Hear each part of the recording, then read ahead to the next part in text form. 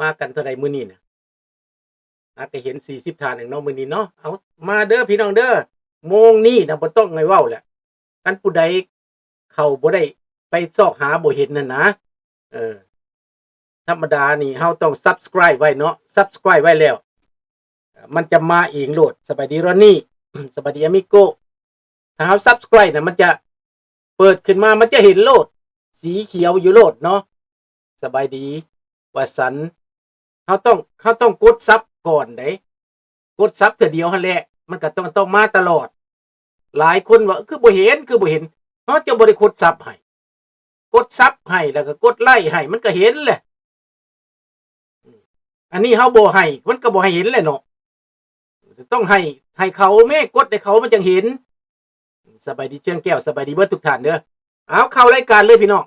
สบายดีพี่น้องลูกหลานคนลาวคนไทยอยู่ไสก็แล้วแต่ที่ฮักหอมเสรีภาพและประชาธิปไตยทุกท่านพี่น้อง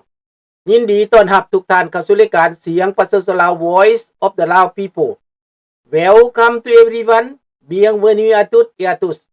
สวัสดีครับสบายดี Bonjour Good morning มื้อนี้จะมาเว้าสิ่งที่ข้าพเจ้าอยากได้ในปีใหม่นี่อยากได้หยังสบายดีน้องจันทวีอยากได้หยังพี่น้องข้าพเจ้าอยากได้ความสามัคคีคนลาวทั่วโลกอยากได้คนที่เป็นตัวเองอันสิ่งที่อยากได้ที่สุดของขวัญปีใหม่อยากได้ปีนี้สบายดีสำราญหวังว่าพวกท่านสิเฮ็ดได้เนาะจุดยืนของตัวเองแม่นไผต้อง identify ตัวเองซะก่อน identify ตัวเองให้มันได้ว่าตัวเองเป็นผู้ใดเดี๋ยวนี้นะเนาะสิ่งที่ข้าพเจ้าอยากได้ที่สุดรางวัลใหญ่ได้อยู่บ่เนาะบ่ได้ขี้ทีบ่เนาะคนลาวเฮานี่สิขี้ทีอยู่บ่แนวนี้เนาะข้าพเจ้าอยากได้จากหัวใจทุกคนเด้อพี่น้องเด้อจากหัวใจคนลาวทั่วโลกทั้งพ่อตู้แม่ตู้ทั้งลูกทั้งหลานเบิดครอบครัวลาวทั่วโลกเด้ออยากได้จากครอบครัวลาวทั่วโลกของขวัญนี่อยากได้หยังความฝันของข้าพเจ้าที่อยากเห็นเด้อสบายดีพี่ตองอยากเห็นคนลาวทั่วโลกคนไทยคนลาวทั่วโลกสามัคคีกันรู้จักตัวเองเป็นไผidentify ตัวเองให้มันได้ identify ตัวเองให้มันได้ว่าตัวเองเป็นไผมาหยังประเทศที่3นี่มาแห่บุญพระเวทบ่สบายดีพรมาแห่บุญพระเวทบ่มาเล่นละครบ่มาตัวบ่หรือว่ามาหยังมาประเทศที่3มาโลกเสรีนี่มาหยังสบายดีเพื่อนฮักข่อยสบายดีทอนดังนั้นพี่น้องครับพระเจ้าอยากเห็นพี่น้องลาวทั่วโลกรู้จักตัวเองว่าตัวเองเป็นไผก่อนอื่นบ่ต้อง identify ตัวเองให้มันได้ก่อนถ้า identify ตัวเองได้แล้วนะจังสิรู้จักหน้าที่เดี๋ยวนี้คนลาวเฮาบ่รู้จักหน้าที่ตัวเองบางเทื่อก็คิดว่าตัวเป็นลาวอยู่เมืองลาวพุ่นใดบางคนเด้สบายดีน้องธนพรคิดว่าตัวเองเนี่ยอยู่เมืองลาวพุ่นใดคิดว่าตัวเองเป็นรัฐบาลลาวบางคนคิดว่าตัวเองคุมประเทศชาติลาวอยู่ก็มีบางคนเด้อยากทำหน้าที่ว่าตัวเองเป็นลาวอยู่เมืองลาวพุ่นใดลาวอยู่เมืองลาวกับลาวอยู่เมืองนอกบ่คือกันพี่น้องถึงเขาสิเกิดใหม่เขาสิเป็นหลานเฮาก็อย่ามันบ่คือกันคนลาวอยู่เมืองลาวน่ะเขาอยู่ภายใต้อำนาจเผด็จการ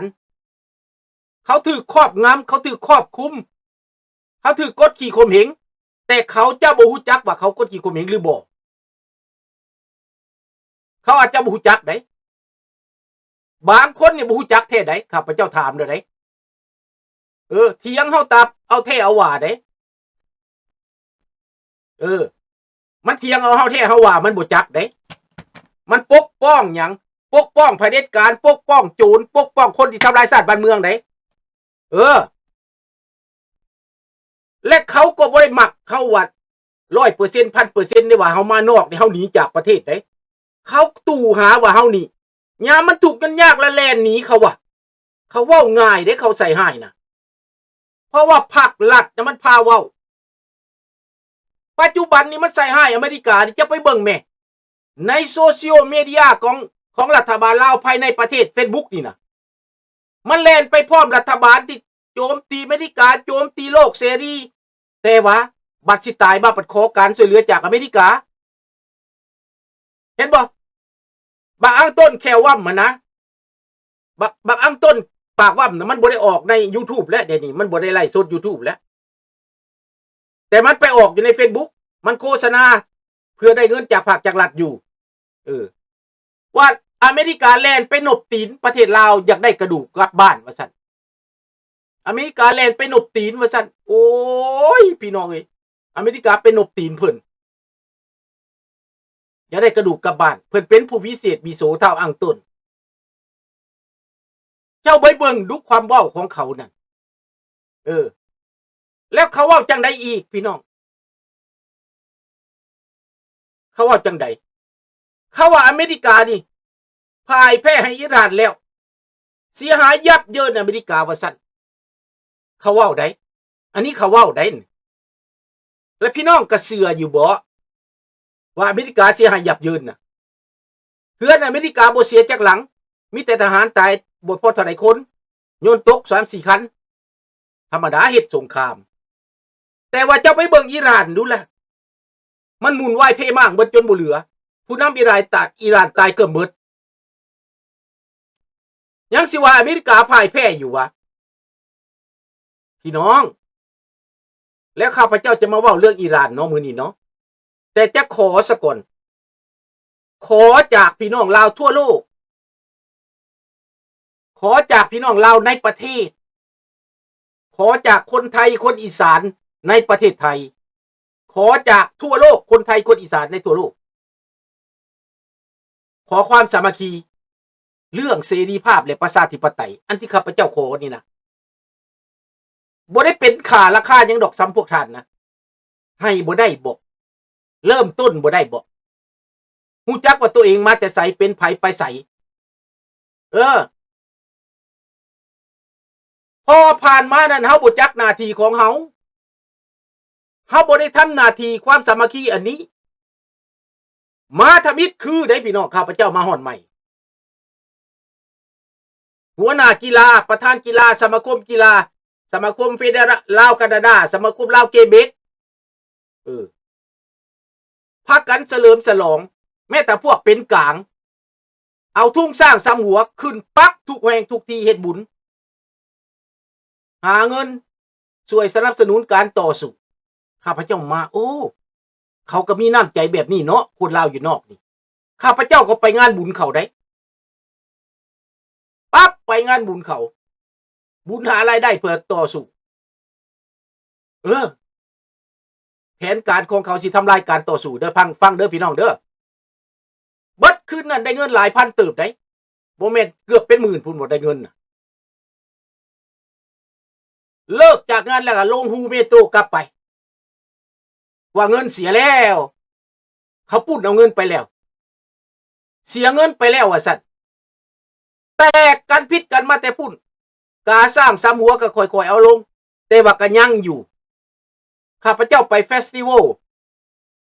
ข้าพเจ้าไปประชุมก็ยังเห็นเอากาสร้างซ้ำหัวขึ้นอยู่ตอนนั้นพวกอยู่ในหน้าสังคมก็มีไผมีแต่คนมีหน้ามีตาเบิด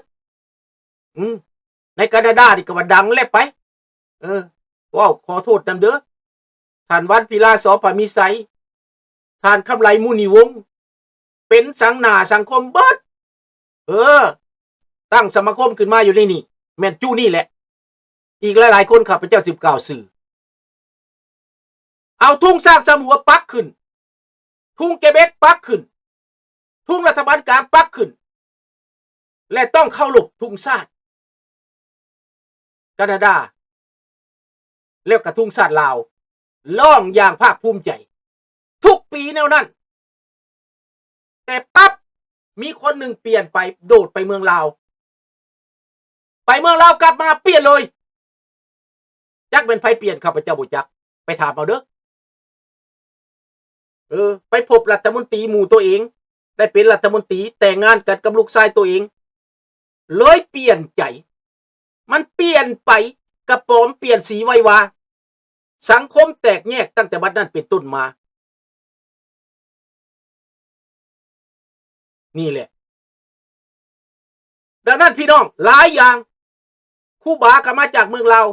ก็อบรมก่อนจากมาแล้วมาปราบปรามหนักต่อสู้มาคัดขวางหนักต่อสู้ใส่ทุกวิธีทางใส่ทุกกลอุบายจากครูบาเฮายังบ่มื่นหูมื่นตา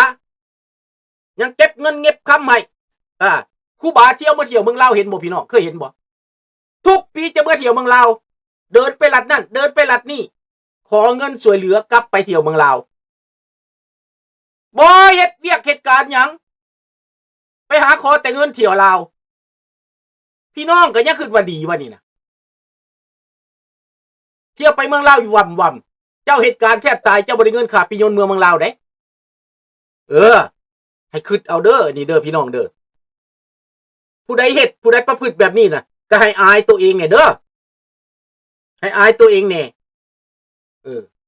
ดังนั้นความสามัคคีที่ข้าพเจ้าอยากได้นี้อยากได้ความเป็นตัวเองของคนลาวทั่วโลกฮู้จักที่มาของตัวเองว่าเป็นหยังจักมาเป็นอพยพมีเหตุผลอันใดด้วยเหตุผลอันใดจะมาเป็นอพยพหนีตายบ่หรือว่าลาวแดงมันมาส่งข้ามน้ำคลองให้มามันเอาเรือให้มาส่งฮอดหนองคายมาส่งฮอดนครพนมสบายบ่ได้เว้าให้ลูกให้หลานฟังอยู่ว่าการข้ามน้ำคลองนั้นเสี่ยงชีวิตล่มตายมีบางคนตายเบิดครอบครัวมีบางคนเมียตายเบิดลูกตายเบิดเหลือแต่ตัวผู้เดียวมีบางคนรอดมาแล้วมาคู่มือนี้ลูกสุพรรณวงศ์มาอยู่เมืองฝรั่งคนอยู่เมืองฝรั่งบ่กล้ายังหุ้มห่อลูกสุพรรณวงศ์บักมาเป็นทูตนะออกมาเคลื่อนไหวโฆษณาส่วนเสือตามบ้านตามเฮือนคนลาวอยู่เมืองฝรั่งแห่นำเพื่อสิเมื่ออยู่เมืองลาวได้ลูกสุพรรณวงศ์มาปุ๊บเปลี่ยนใจเลยคนอยู่เมืองฝรั่งได้พี่น้องเปลี่ยนใจได้อันนี้แหละมันมาถึงแล้วมันมาฮอดแล้ว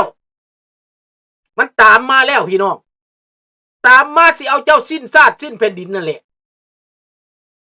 มันบ่ได้มาว่าสิเปิดประเทศได้มันบ่ได้มาว่าสิเป็นประชาธิปไตยได้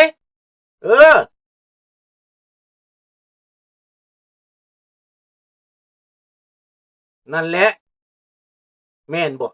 Une belle femme était revenue en Australie peu après le décès de son mari dans un accident de voiture. Finalement, elle confia la responsabilité de son mariage. เป็นจังซั่นบ่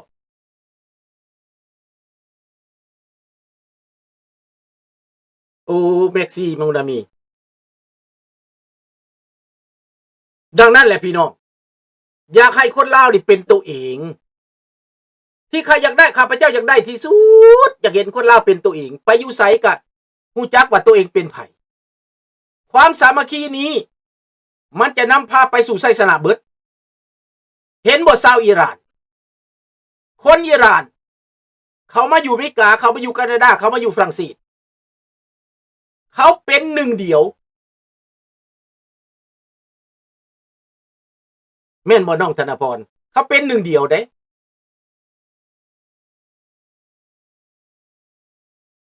บ่จักสิเว้าเป็นบ่น้องธนพรบ่จักสิเว้าความคิดของคนเนาะดังนั้นพี่น้องเขาเป็นหนึ่งเดียวแล้วข้าพเจ้าสิเว้าให้เรื่องการเปลี่ยนแปลงของโลกนี่นะคนอิหร่านนั้นเขาเฮ็ดหยังคนอิหร่านเขาไปล็อบบี้รัฐบาลอเมริการ่วมกันกับอิสราเอลร่วมกันกับซาอุดิอาระเบียเขาบอกว่าอิหร่านนี้เป็นโตสกัดเป็นพยาธิมะเร็งหายอยู่ในระบอบประชาธิปไตยและความมั่นคงของโลกแม้นระบอบอิหร่านนี้อันตรายต่อภูมิภาค ตะวันออกกลาง